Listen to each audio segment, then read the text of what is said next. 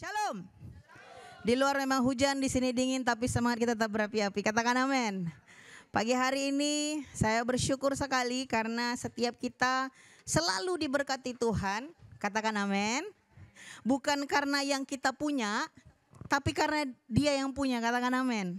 Jadi setiap berkat yang Tuhan beri, yang Tuhan anugerahkan bagi kita, itu bukan karena apa yang kita pikir sudah kita lakukan. Tetapi itu dianugerahkan kepada kita karena Allah sanggup. Seperti lagu tadi kan. Aku diberkati, aku dilimpahi karena Allah sanggup untuk mengerjakan. Dia sanggup. Apapun situasi kita, apapun kondisi hati kita, apapun kondisi pikiran kita, Dia Yesus sanggup. Pagi hari ini kita akan sedikit, boleh PowerPoint-nya?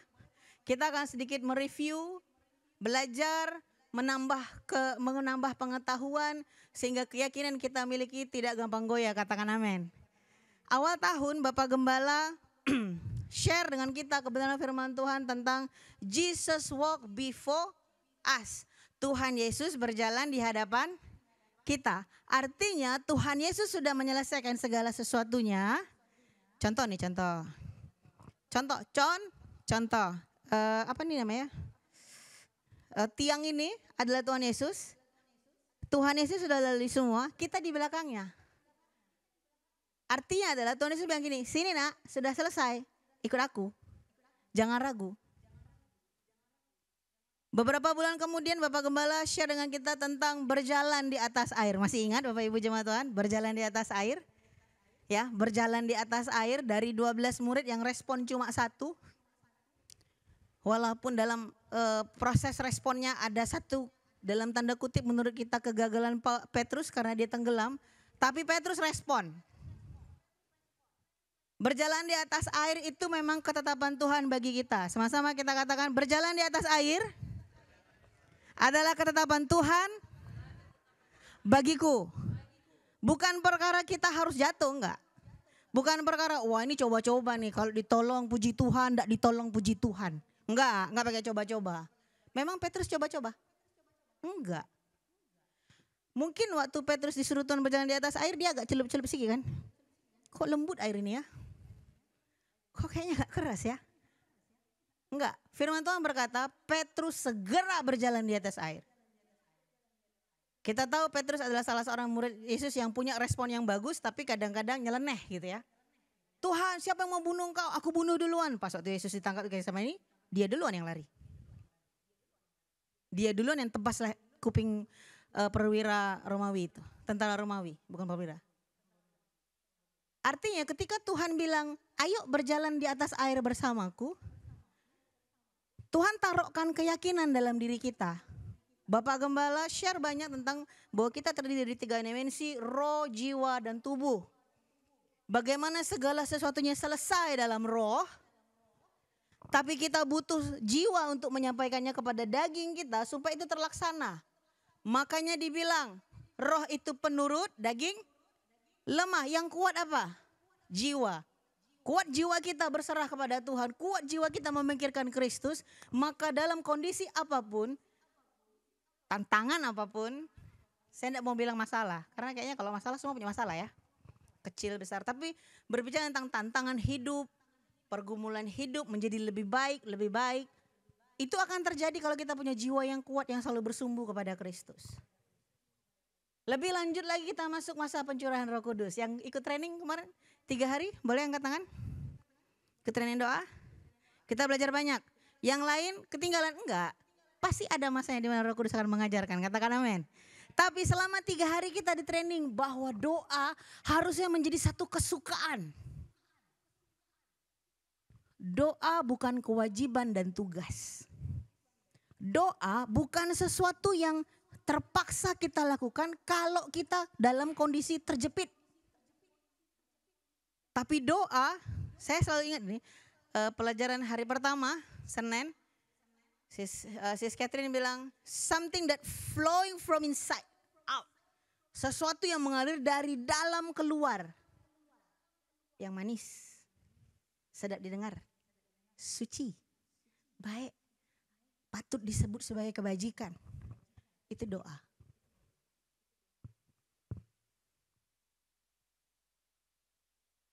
Tapi Bapak Ibu mesti ingat, kita punya musuh yang tak pernah berdiam kan, mengganggu hidup kita kan. Siapa namanya? Si jahat, si iblis, si bolis, si jelek, apalah itu, setan. Oke, kita buka bersama-sama Kejadian 3 ayat 1b.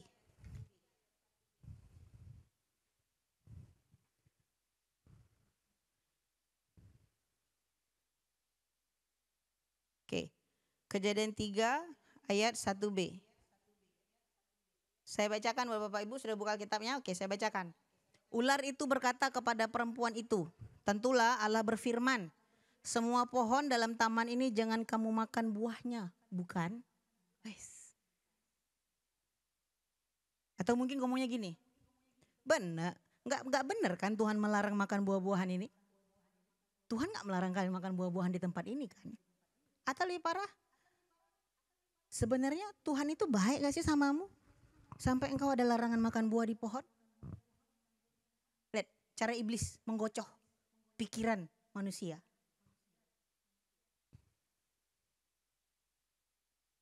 Semua pohon dalam taman ini jangan kamu makan buahnya, bukan? Kata ular ya.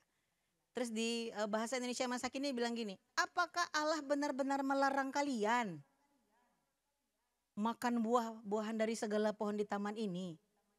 Versi firman Allah yang hidup bilang begini juga, benarkah Allah melarang engkau makan buah-buahan di taman ini? Tidak satu pun boleh kau makan. Iblis, kita tahu dia penipu. Seorang penipu yang paling sering dia lakukan adalah dia memutarbalikkan fakta. Bagi iblis, kalau dia bisa memutarbalikkan fakta tentang keberadaan Tuhan yang begitu baik luar biasa, dia sukses. Iblis main kata-kata, main bahasa dia. Orang marketing paling tahu nih kalau jualan. Ada manisnya ya, ada fakta-fakta yang terbuka, fakta-fakta yang tertutup. Fakta-fakta yang tertutup akan diketahui setelah penjualan deal, tanda tangan. Terkadang seperti itu. Demi terjadi penjualan. Iblis juga gitu. Bapak Ibu, Taman Eden beserta Adam dan Hawa adalah kesukaan bagi Allah karena dia bisa bercakap-cakap dengan manusia. Bapak tuh paling seneng ngobrol. Dia paling seneng jalan-jalan, ngajak Adam ngobrol. Buktinya kan waktu Adam sembunyi kan Tuhan jalan-jalan. Adam, di manakah engkau? Kata Tuhan. Dan Adam aware loh, langsung tahu. Artinya begini, ada hubungan dekat yang mereka bangun oleh karena mereka sering komunikasi setiap hari. Dan iblis tahu cara yang paling efektif adalah menghancurkan komunikasi itu. Diputarbalikkannya. Iblis itu memberikan kesan seolah-olah Tuhan itu pelit.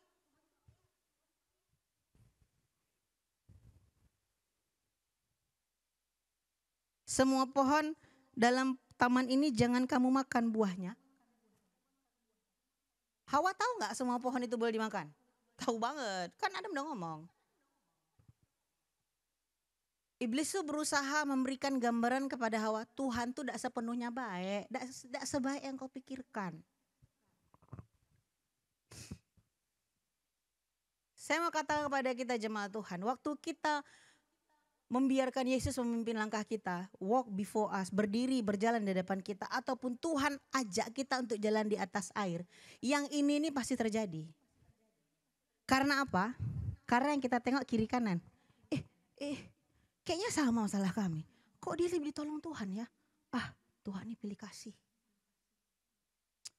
Bebanku ini lebih berat dari beban dia, tapi kok kayaknya dia lebih cepat dapat pertolongan Tuhan dibandingkan aku. Kita suka begitu. Iblis tuh dia pengen kita tuh seolah-olah meragukan kepribadian Bapa yang luar biasa baik, murah hati itu. Dia berusaha membuat kita berpikir bahwa Tuhan tuh tidak sebaik yang manusia pikirkan. Jadi gak usah terlalu mengandalkan dia lah. Maksud iblis gitu. Tapi kata kita di Kejadian 2 ayat 16, sebelum Kejadian 3, Tuhan tuh ngomong sama Adam, sama manusia. Semua pohon dalam taman ini boleh kau makan buahnya dengan bebas. Hanya satu aja Tuhan bilang jangan dimakan. Tapi iblis mendeskripsikannya seolah-olah seluruh buah di taman itu tidak bisa kau nikmati dengan bebasnya.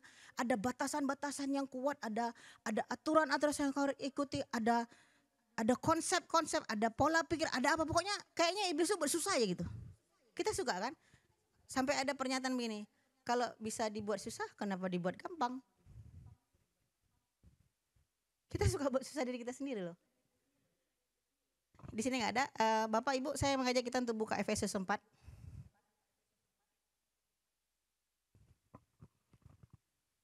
Tadi waktu kita nyembah, waktu kita puji-pujian gitu ya. Tadi tiba-tiba Tuhan ingetin ini, karena pagi ini saya lagi dengar satu lagu yang bilang kalau Tuhan di sisiku siapa lawanku. Oke, saya bacakan buat Bapak Ibu pelan-pelan. Roma 8 ayat 31 saya mulai. Sebab itu, apakah yang akan kita katakan tentang semuanya itu? Jika Allah di pihak kita, siapakah yang akan melawan kita? Iblis pasti ngomong gini, enggak mungkin lah kau kurang doa, kau kurang puasa. Cemana lah Tuhan mau balas engkau, mau bantu engkau. Memutarbalikkan fatah. Oke, ayat 32. Ia yang tidak menyayangkan anaknya sendiri, tetapi yang menyerahkannya bagi kita semua, bagaimanakah mungkin ia tidak mengaruniakan segala sesuatu kepada kita bersama-sama dengan dia? Kau jarang puasa, pujian penyembahanmu jangan naik-naik, doamu aja pendek, cuma 1 menit kurang, 30 detik lah.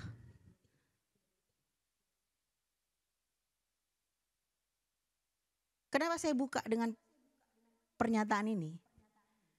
Karena ketika kita masuk dalam kehidupan yang senang berdoa, senang komunikasi dengan Tuhan, pakai bahasa roh, berbahasa roh, menyanyi dalam roh, ini semua kita alami. Akan ada pikiran-pikiran yang menyerang kita dan bilang gini, kau udah layak, tahu gak? Tadi kan kau baru aja mecahin piring terus kau caci maki dirimu sendiri. Manalah layak. Lagi doa nih, doa untuk orang tua. Saya senang sekali kalau kita mau berdoa buat orang tua kita. Walaupun orang tua kita belum percaya. Karena apa? Karena kita ada karena orang tua. Lagi doa nih buat orang tua. Tiba-tiba kemarin mama mau minta uang tak kau kasih. Sok-sokan kau berdoa buat mamamu. Kita selalu lupa firman Tuhan ini. Tuhan tidak menyayangkan anaknya.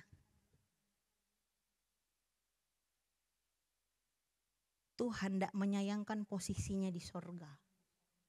Kaya jadi miskin, bahkan menderita, jadi hamba, bahkan sampai di kayu salib.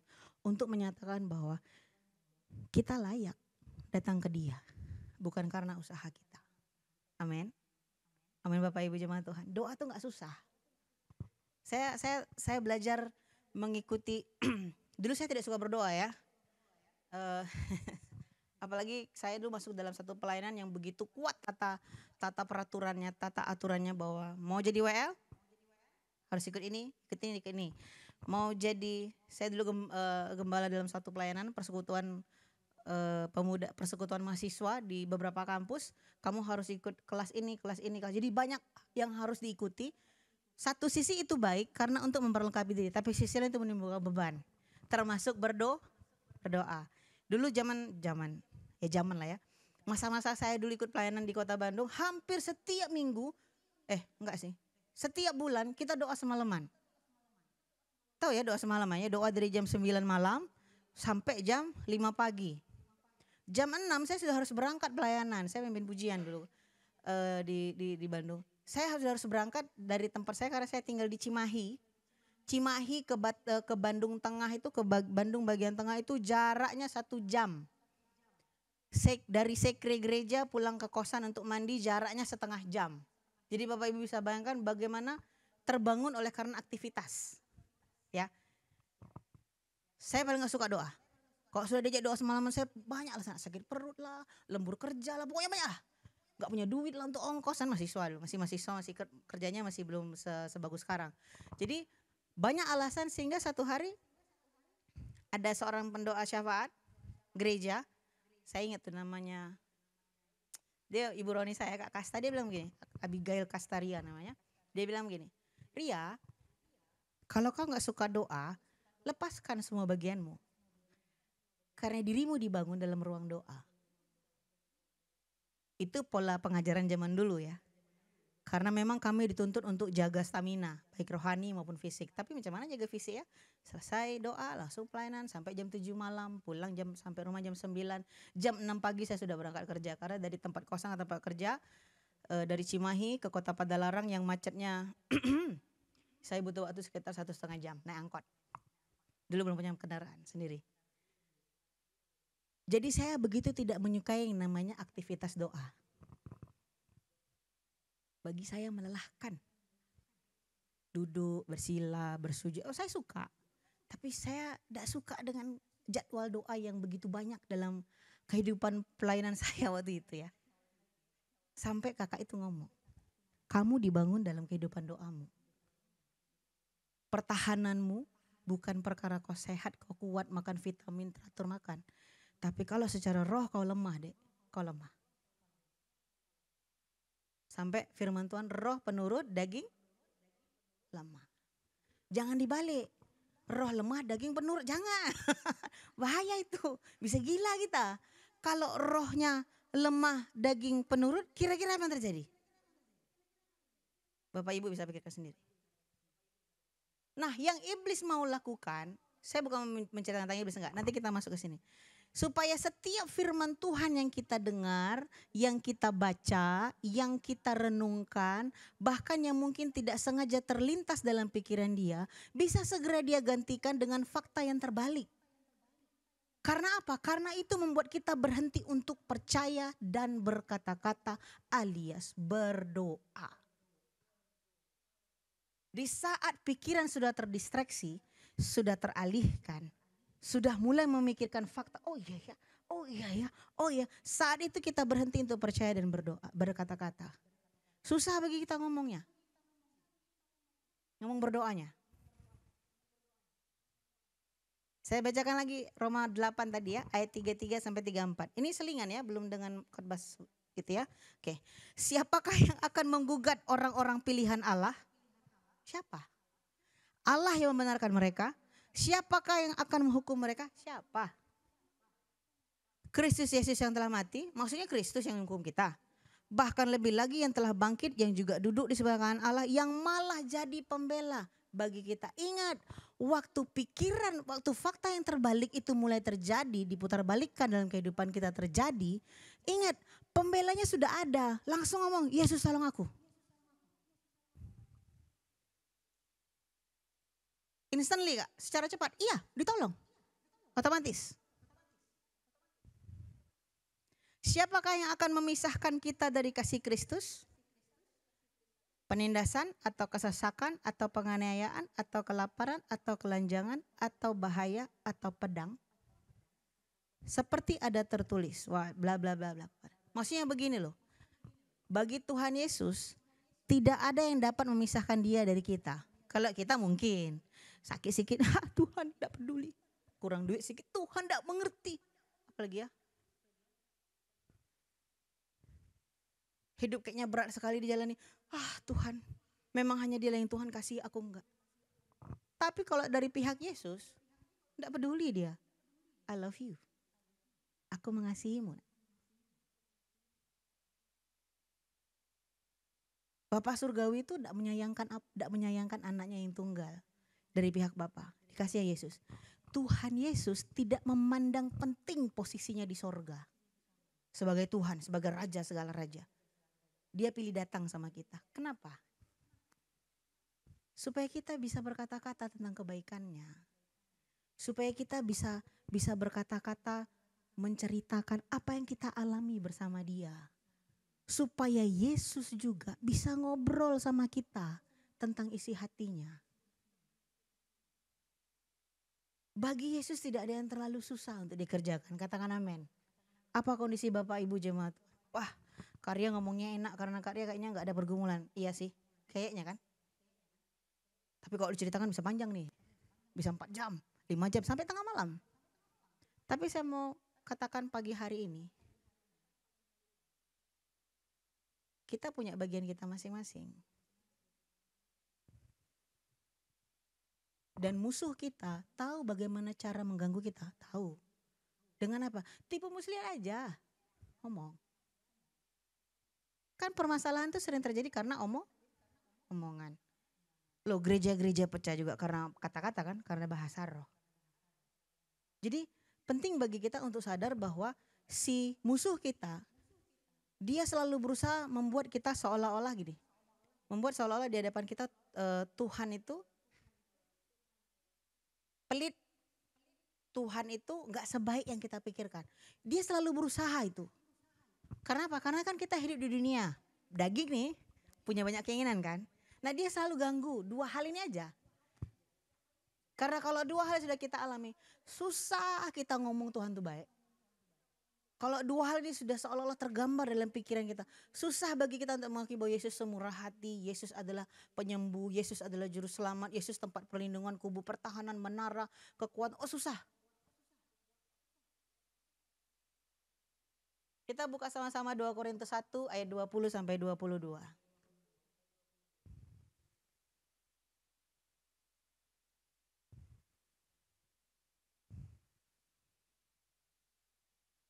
Nah, waktu kita berdoa, what happened, Sam Jo? Oke.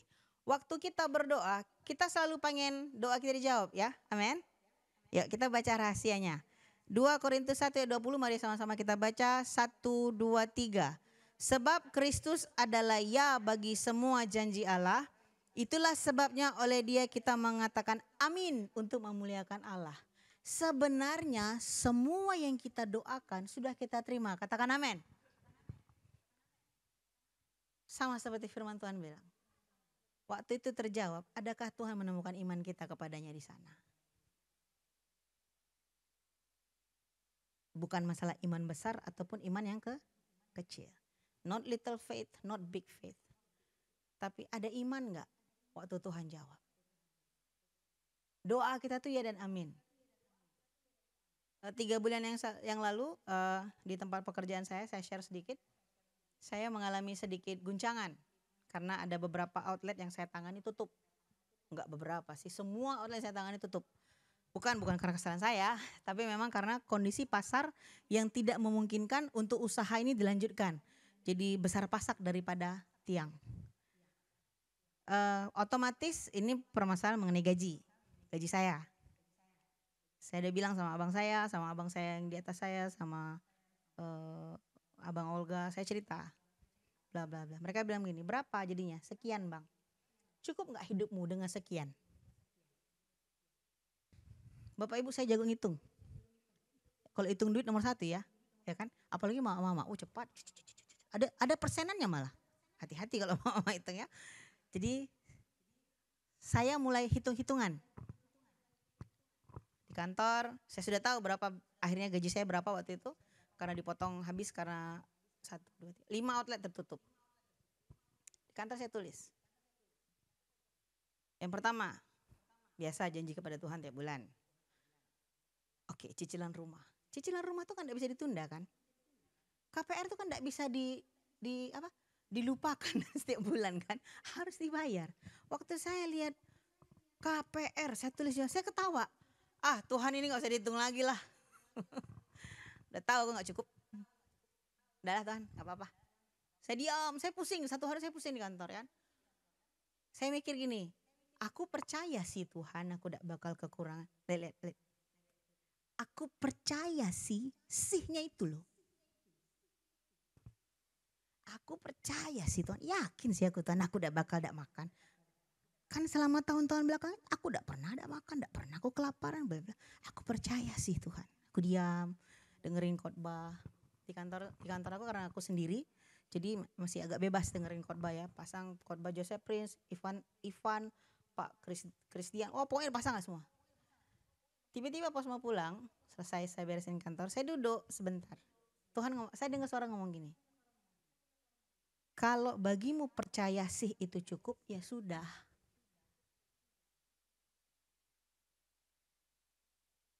Saya terngiang sepanjang jalan dari kantor pulang ke rumah. Batu Ampar, Batam Center lumayan bisa pujian penyembahan itu bisa ibadah itu. PPW-nya ibadah. Pagi bisa itu Batu Ampar Batam Center ya, tunas ke sini ya. Sampai saya di apa? Di bawah saya naik ke atas, saya renungkan maksudnya apa sih? Kan bagus kan aku percaya tetap kan walaupun pakai sih. Apa sih? Tiba-tiba aku enggak kan? Oh iya ya, kok pakai sih ya? Harusnya aku percaya. Ini firman Tuhannya. Sebab Kristus adalah ya bagi semua janji Allah. Itulah sebabnya oleh dia kita mengatakan amin untuk memuliakan Allah. Saya bilang sama Tuhan, Tuhan aku percaya janjimu. Kita kan pernah ngobrol-ngobrol Tuhan. Pernah aku catat juga di buku Tuhan. Aku pengen penghasilan berapa, aku punya kebutuhan apa. Dan Tuhan bilang waktu itu Tuhan bakal cukupkan. Oke Tuhan, aku percaya dan aku tidak takut. Bulan itu gajiku normal Bapak Ibu. Bulannya naik. Enggak naik sih, tetap normal. Bulan depan normal. Bulan selanjutnya dan saya berdoa supaya Tuhan memberkati tetap normal. Karena apa? Bukan karena percaya sih. Tapi karena percaya. Waktu kita doa, kita bilang amin, itu artinya jawaban doa kita sudah kita terima. Katakan amin. Kita tinggal tunggu aja. Dan waktu Tuhan jawab, ada iman gak di situ? Lihat, susah gak? Rumit gak? Apakah Tuhan minta kita bawa domba bakar? Oh ya sekarang sudah mulai agak harum ya jalan-jalannya. Parfumnya sudah jelas.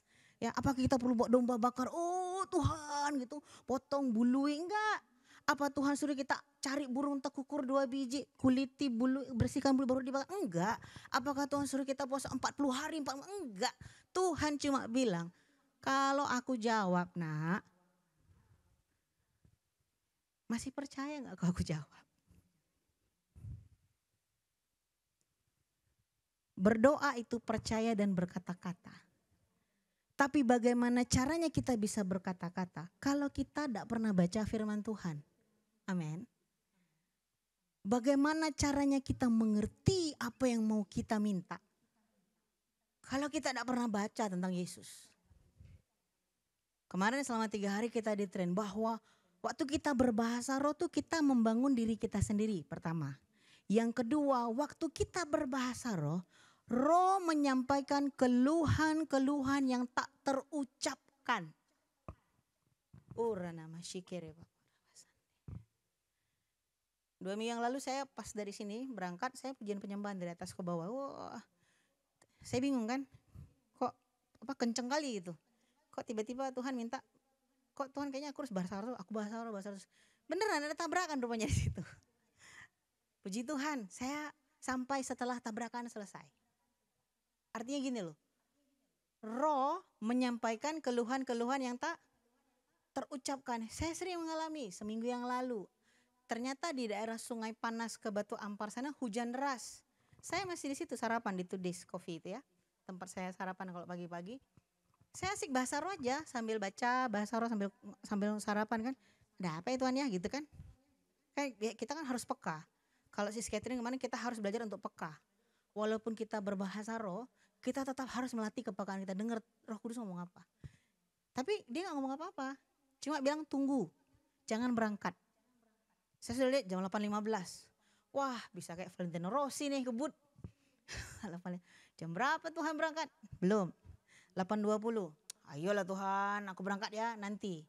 Pas 8:30 berangkat. Waktu saya berangkat, saya lewatin. Saya menuju ke arah Sungai Panas lewat dari lampu merah Gelael. Itu hujan deras sudah selesai. Udah banjir situ. Sudah selesai. Bahkan di PT kami di Batu Ampar sudah selesai hujannya. Lihat. Roh menyampaikan keluhan-keluhan yang tidak memang aku tahu bakal hujan situ. Enggak. Di sini cerah ceria, merah, terang benderang. Tapi memang di sana lihat mendung, tapi kan kita tidak bisa mendung tak berarti hujan, ada lagunya kan? Mendung itu tak berarti hujan.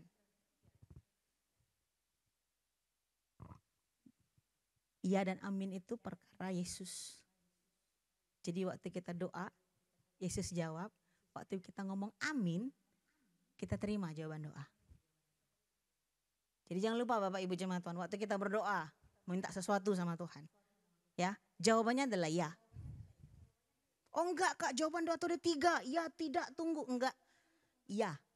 Firman Tuhan yang ngomong, bukan saya ya. 2 Korintus 1 ayat 20 ngomong. Ya. Dan waktu kita ngomong amin, artinya kita sedang memuliakan Tuhan dan bilang thank you Jesus. Doaku dijawab. Prakteknya gimana Kak? Makanya harus banyak-banyak berdoa. Bagi Bapak Ibu jemaat yang sudah dikaruniakan Tuhan berbahasa roh, mari pakai bahasanya. Ngomong sama Tuhan pakai bahasa roh. Uralama syikiri batakaraya. Kayak ngomong biasa. Uralama syikiri. Nggak perlu masuk kamar mandi, pejam mata. Nggak. Di kamarmu atau di kantormu, diam dengan diam pelan-pelan.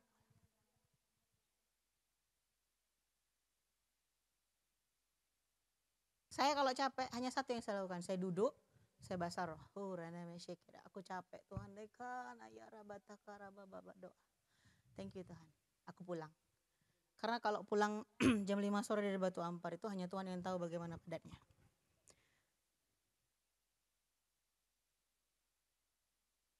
Apa yang terjadi di 2 Korintus 1 ayat 20 sampai 22?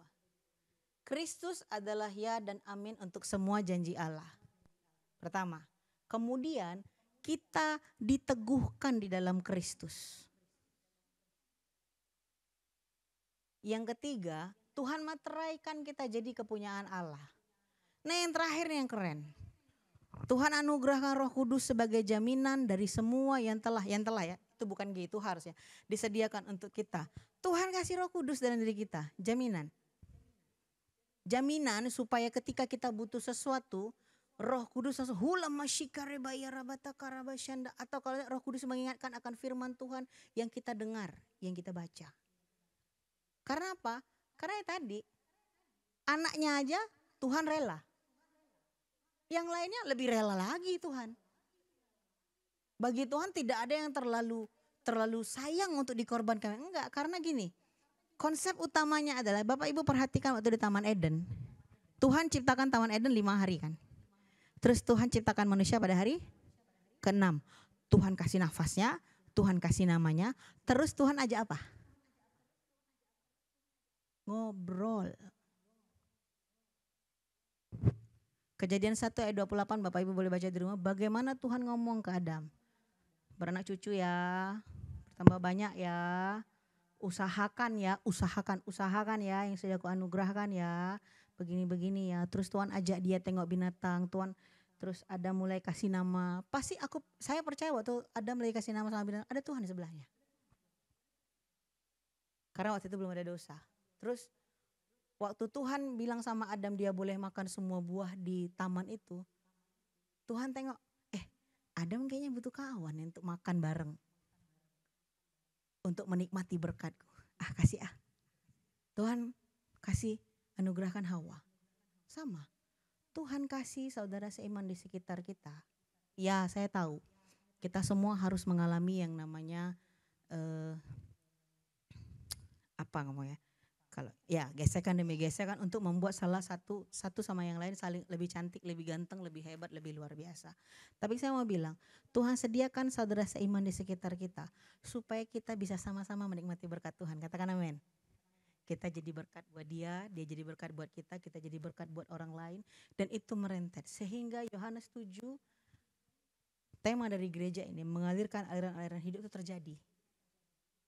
Bayangin, konsepnya konsep sorga terjadi di tempat ini. Karena apa? Karena Tuhan sayang kita.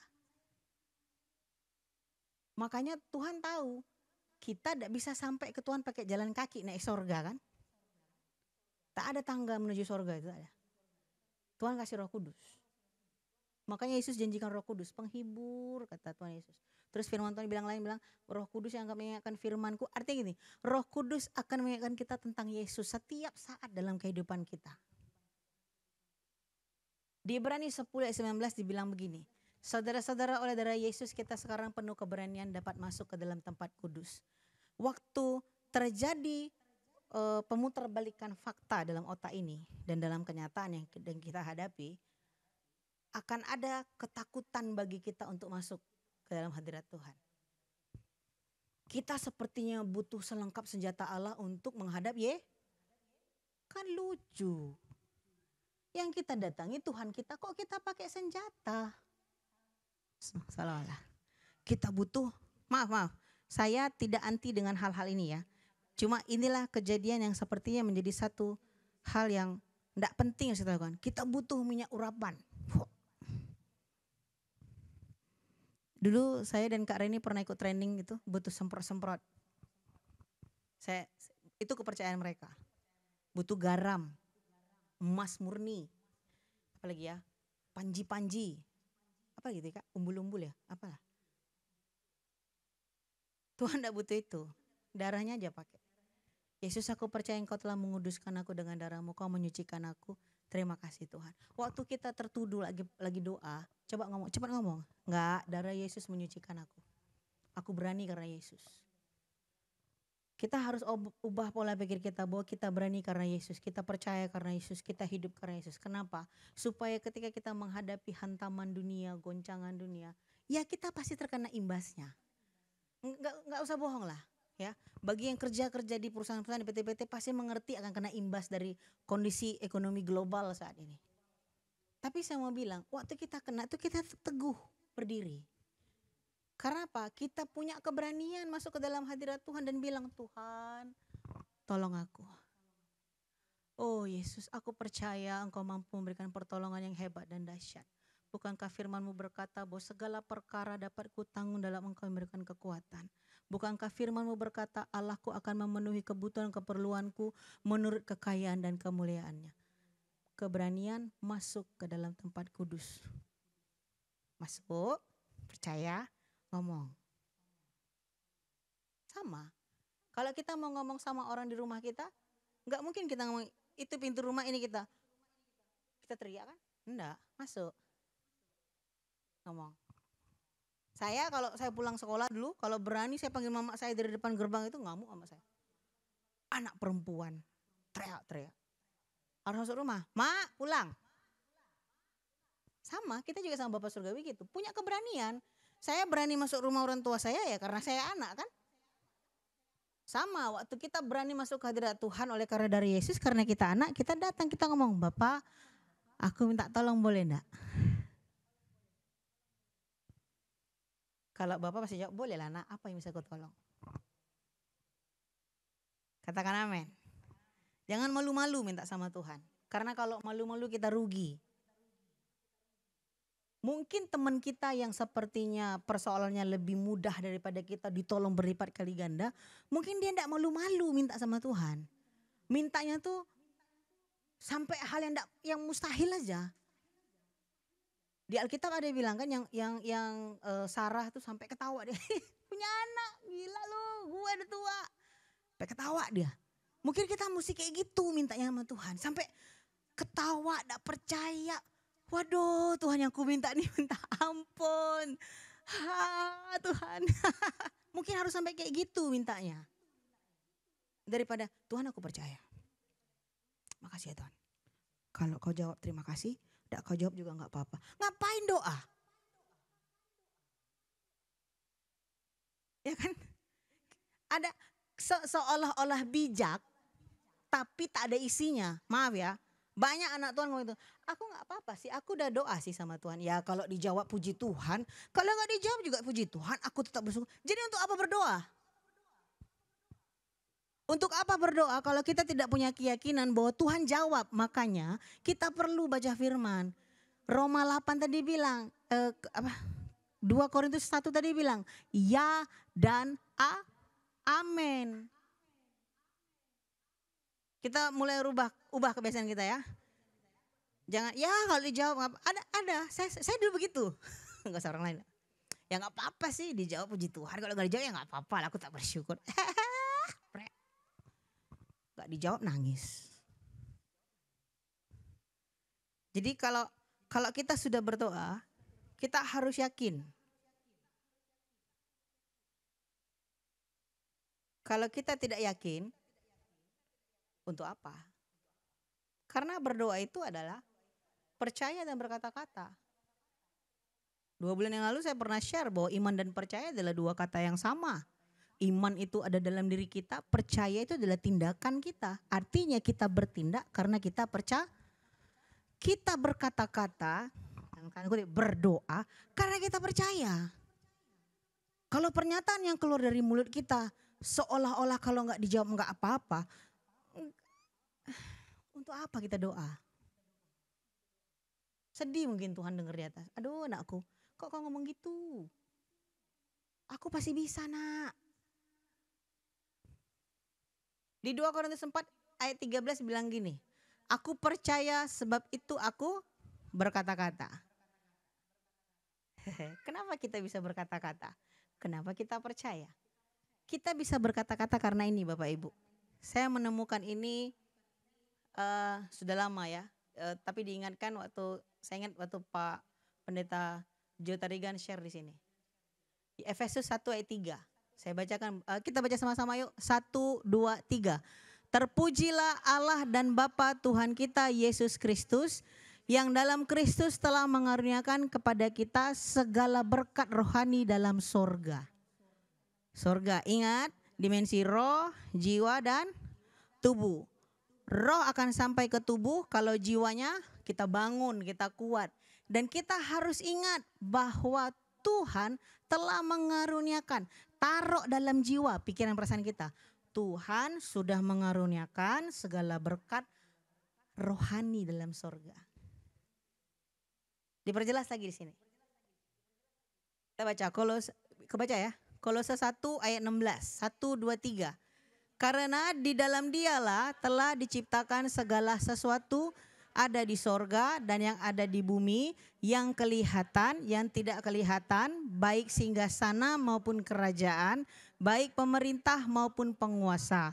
Segala sesuatu diciptakan oleh Dia dan untuk Dia. Bahasa lain bilang segala sesuatu diciptakan melalui Dia dan untuk Dia. Efesus tadi bilang segala berkat rohani. Kolose bilang segala sesuatu yang ada di sorga dan di bumi. Jadi kita minta apa sama Tuhan? Mau minta apa? Ayo. Coba pikir. Minta apa? Saya hitung sampai 5 ya. Pikir ya. 1, 2, 3, 4, 5. Tuhan punya gak yang kita minta? Jadi kenapa bagi kita berdoa, percaya, berkata-kata menjadi pekerjaan, menjadi satu hal yang sangat membosankan? Padahal tidak loh. Doa tuh asik. Bagi yang sudah dikaruniai bahasa roh, doa dalam bahasa roh lebih asik lagi. Bagi yang mau bahasa roh, doa minta sama Tuhan. Karena itu sudah ada dalam diri kita. Tinggal ngomong aja. Kalau kamu percaya Roh Kudus ada dalam diri kamu, ngomonglah. Oh nama takarama. Oh kak, aku lucu kak. Lele. Ya nggak apa-apa. Oh kata kayaknya dia itu ya. Atau macam di apa yang dijual di KFC, Kirara Sundae. Es krim sundae kan? Bahasa roh itu. Itu es krim bahasa roh kayaknya ya. Ada sundae ya. Karena masalah bahasa itu adalah kita dengan Tuhan, katakan amin. Untuk membangun dirimu dalam Tuhan, engkau tidak perlu ikut-ikutan orang. Apa yang Tuhan taruh aja. Apa yang Tuhan taruhkan di hatimu, di pikiranmu, ucapkan, buff. Mulai pelan, kemudian kuat, dan harus dipakai setiap hari. Bagi Bapak Ibu yang sudah dikaruniai bahasa roh, harus dipakai setiap hari, setiap saat. Ngobrol. Memangnya kalau sama orang tua ngobrolnya cuma sepatah dua patah? Enggak kan, saya bisa teleponan sama mama saya 5 menit. Kemudian saya telepon lagi 5 menit. Pokoknya dalam durasi 1 jam saya telepon berkali-kali 5 menit. Dia kan enggak tahan lama-lama radiasi HP. Dan dia enggak suka HP, itu aja intinya. Punya orang tua enggak suka HP agak repot ya. Mamaku enggak suka. Jadi 5 menit mati. Nanti saya telepon lagi 5 menit. Berarti jadi gitu ya, karena aku enggak puas. Aku mau ngomong banyak. Sama, harusnya kita sama Bapak Surgawi enggak puas. Harus ngomong banyak. Apalagi kalau ada waktu di kamar. Oh la nama syikire bayara bataka ramasanda. La ya karabaya rababa. Terima kasih Tuhan. Hina bataka la bayara basi. Saya suka nyanyi. Jadi kerja saya kalau di kamar ya nyanyi. baca, nyanyi gitu aja. Karena apa? Bagi saya itu adalah healing terbaik dalam kehidupan saya. Walaupun kalau diajak shopping gak nolak ya. Oke, sip. Terakhir di 2 Petrus 1 ayat 3 ini lebih jelas nih. Lebih jelas ditulis. Saya bacakan buat Bapak Ibu boleh sambil baca, saya bacain kita semua. Karena kuasa ilahinya telah menganugerahkan kepada kita segala sesuatu yang berguna untuk hidup yang saleh oleh pengenalan kita akan Dia yang telah memanggil kita oleh kuasanya yang mulia dan ajaib. Bapak Ibu jemaat Tuhan yang terkasih, semua yang segala sesuatu yang berguna supaya kita hidup saleh sudah Tuhan anugerahkan. Amin. Tidak perlu cari, tidak perlu jadi researchers, peneliti, tidak perlu jadi orang yang kayak cari harta karun, gali enggak. Segala sesuatu yang berguna untuk hidup yang saleh dianugerahkan. Tergantung kita mau ngomong atau enggak. Mau ngomong enggak? Butuh apa untuk hidup saleh? Tuhan, aku kalau begini enggak bisa lah aku maju Tuhan. Diam aja. Tuhan nunggu di sorga. Ya kau mau apa nak? Iya kan? Kita tahu bahwa kalau kondisi begini kita tidak bisa maju. Kita nak minta apa? Mintalah, tapi kita diam. Apakah Tuhan tidak tahu Kak apa kebutuhan kita? Tahu. Tahu banget. Tapi kita harus minta. Iman timbul karena pendengaran firman Kristus. Biar itu menjadi sesuatu yang terngiang dalam pikiran dan perasaan kita waktu kita minta. Aku minta mata yang cerdik Tuhan. Apa mata yang cerdik Arya? Terjemahkanlah sendiri. Saya lagi minta itu sama Tuhan. Mata yang cerdik, telinga yang clear. Jadi bisa tahu apa yang harus diputuskan. Minta segala sesuatu yang berguna itu sama Tuhan. Sudah dianugerah, tinggal minta aja. Oke. Yesus mengerjakan, ini yang dikerjakan Yesus buat kita. Beberapa enggak semua. Banyak yang Tuhan Yesus kerjakan sama kita. Tapi ini beberapa yang saya ambil dari khotbah kita hari ini. Yang pertama, Yesus memberikan Roh Kudus kepada kita. Amin. Yang kedua, Yesus kasih kita keberanian oleh karena darahnya. Yang ketiga, Yesus mengaruniakan kepada kita segala berkat. Ini berkat ya, berkat dalam sorga. Yang keempat, menganugerahkan kepada kita segala sesuatu yang berguna untuk hidup yang saleh. Artinya begini, Tuhan sediakan berkat, Tuhan juga sediakan, kalau kita ngomong sekolah ini, sarana dan prasarana buat kita. Supaya berkat yang kita nikmati itu bisa menjadi berkat bagi orang lain. Amin. Oke. Panjang ya. Yang perlu kita lakukan adalah berdoa. Di training kemarin, waktu kita lagi training di hari pertama, ada satu lagu yang terngiang dalam hati, dalam pikiran saya, dalam telinga saya. Kita lagi doa bareng-bareng. Pernah dengar lagunya Kak? Dia hanya sejauh doa. Doa itu di mana? Jadi Bapak Ibu jemaat Tuhan, this is revealing. Ini sesuatu yang Tuhan singkapkan bagi saya semasa kita training kemarin. Waktu kita doa, Tuhan di sini. Posisinya. Waktu engkau berdoa untuk hidupmu, kau percaya, kau berkata, Tuhan di sini. Sejauh doa kan? Doa di mana? Sini. Jangan doa dalam hati. Doa terus bersuara. Kalau dalam hati yang doa hati. Enggak kita tidak bisa dengar. Dia hanya sejauh doa. Yesus itu tidak pernah jauh dari kita rupanya. Di sini. Waktu kita ngomong Tuhan, aku berdoa berkati orang-orang yang berada dalam lingkungan persahabatanku. Tuhan di sini. Makanya Tuhan cepat jawabnya. Tuhan tuh tidak lama jawabnya. Tak pernah berlama-lama karena dia dekat, dia dengar. Pernyataan sendengkanlah telingamu kepada seruanku itu ternyata bukan dari jauh Tuhan dengar. Enggak, rupanya di sini posisinya. Jadi kuping Tuhan di sini. Nah sekarang dapat satu pernyataan lebih hebat, Yesus hanya sejauh doa. Yesus di sini. Waktu kita bahasa roh lama syikiri batakana mayaraba syikiri baba roh lagi menyampaikan keluhan-keluhan yang tak terucapkan. Dia di sini rupanya, dia dengar. Dia perhatikan, dia amat-amati. Yesus tak pernah jauh, katakan amin. Bahkan ada satu lagu yang lebih seru. Tuhan engkau tak jauh bahkan dekat. Lagu Pak Robert dan Lea. Tuhan tidak jauh. Tuhan ada di dekat. Gimana cara ngomongnya ya? Ya gitulah pokoknya. Dia hanya sejauh doa. Artinya Tuhan tuh di sini, di sebelah kita dekat kali. Kan doa kan percaya dan berkata-kata. Ya kan? Tuhan sudah anugerahkan segala sesuatunya. Tuhan kasih berkat, Tuhan anugerahkan yang kita butuhkan untuk hidup saleh. Dia di sini aja. Jadi apa susahnya bagi kita untuk ngomong dan minta, berseru. Dia tidak jauh loh rupanya. Selama ini saya pikir waktu firman Tuhan sendengkanlah telingamu itu, saya pikir ini dalam otak saya, Tuhan di situ, dekat lah, ada jauh banget di situ. Detik ini, ternyata bukan. Aku doa, kita doa, Tuhan di sini. So close, dekat sekali. Jadi doa kita tidak mungkin tidak dijawab, pasti dijawab. Mari kita berani berdoa, berani berkata-kata, berani melakukannya bukan karena siapa kita tapi karena siapa Yesus.